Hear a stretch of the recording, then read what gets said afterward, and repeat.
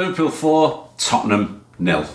On to our 15th League Cup final, and so thoroughly deserved. We were brilliant.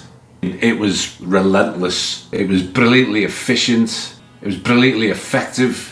In the end, 4-0 flatters Spurs, who weren't at it at all. You know, sometimes in a cup semi-final, often in a cup semi-final, you're really nervous, especially 1-0 down away. But I wasn't nervous for this one. In fact, I did a poll in the group about, who thought we would go through in normal time or extra time, or if we would go out. And it was the most overwhelming vote ever for going through in normal time. Everyone was that confident. And I had no fear at all because of this Tottenham team and this Tottenham manager up against this Liverpool squad and this Liverpool manager. I didn't think Tottenham had much of a chance at all, and so it was. Here's the thing, we had to score, but we've only failed to score once in our last 32 games, and in our last 36 games we've scored 2 or more in 30 of them before today. So we were always going to create chances against this porous Spurs, and so it proved. Before I get into the game, I just want to talk about Spurs. That the narrative is all going to be about how bad Spurs were. So I'm going to get out the way now. They were shocking. They were clueless. They were aimless. They have no structure. That manager has no structure. He doesn't know how to set up a team. They had no tactical awareness. They have nothing. It's so easy to see where they're in free fall. But that aside, the rest of this video now is going to be about the excellence of Liverpool. It's not going to be about how crap Spurs are. So, first half.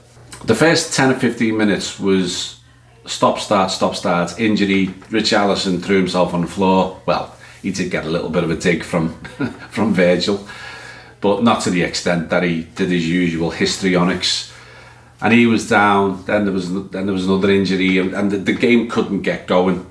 And so the first 15-20 minutes was a little bit iffy, a little bit bitty.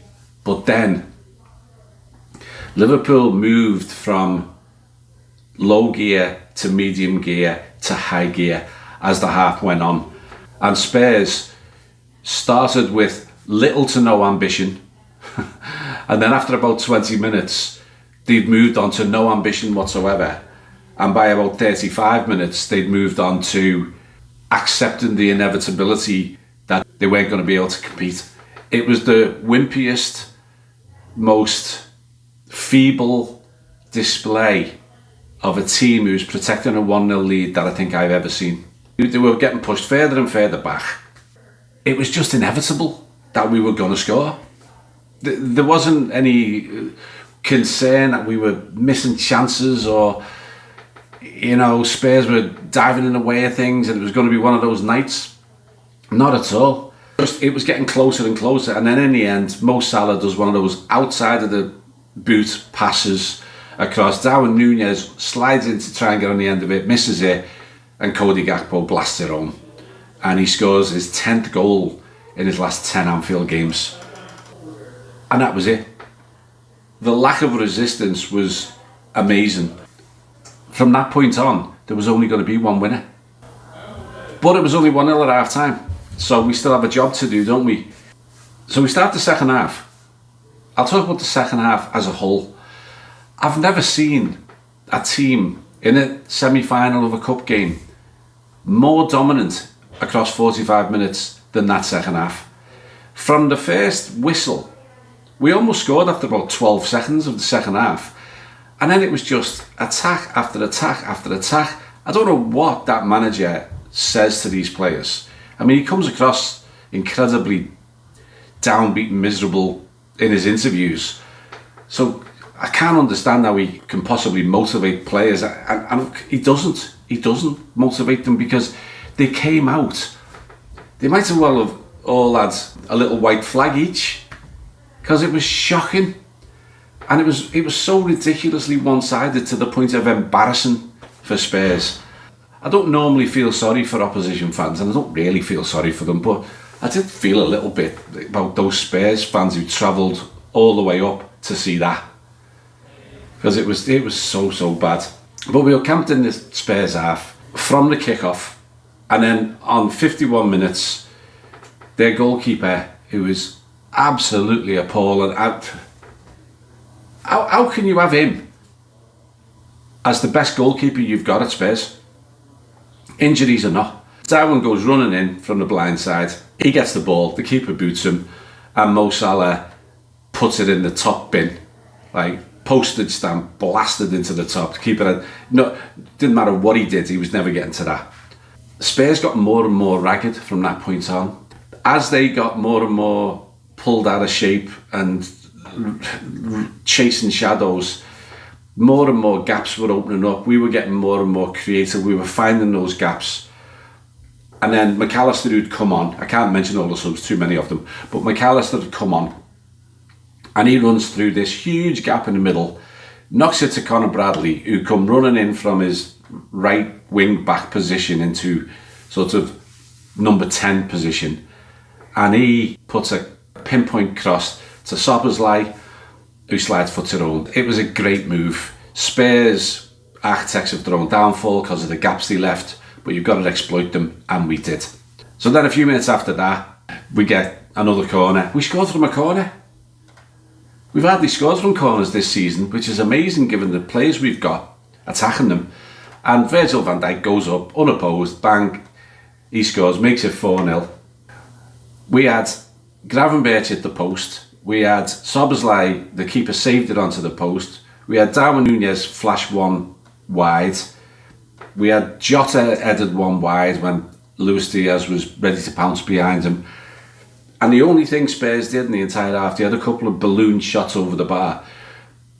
Son, who was a great player, but he looks like he's on his last legs, he cuts in, similar to Bournemouth actually, and he gets a little bit of space wide, and he puts it on the other side of the bar. Good effort, but didn't go in, wouldn't have changed anything. And it was their only real effort in almost 100 minutes of football. So it was imperious. We were brilliant, we were sensational, and we buried Tottenham today. If it had been 6 or 7 or 8-0, they couldn't have complained. It was that level of dominance. On to the shout-outs. First one, Cody Gakpo. What a player he has turned out to be. He was good last season, very good at times, but his consistency level now is there, and he's banging the goals in, week out. I mentioned his 10th goal in 10 Anfield games. He also forced the keeper into a save that he saved onto the post, but he was tremendous, and I think he was given man of the match at the end of the game, and well deserved. Brilliant.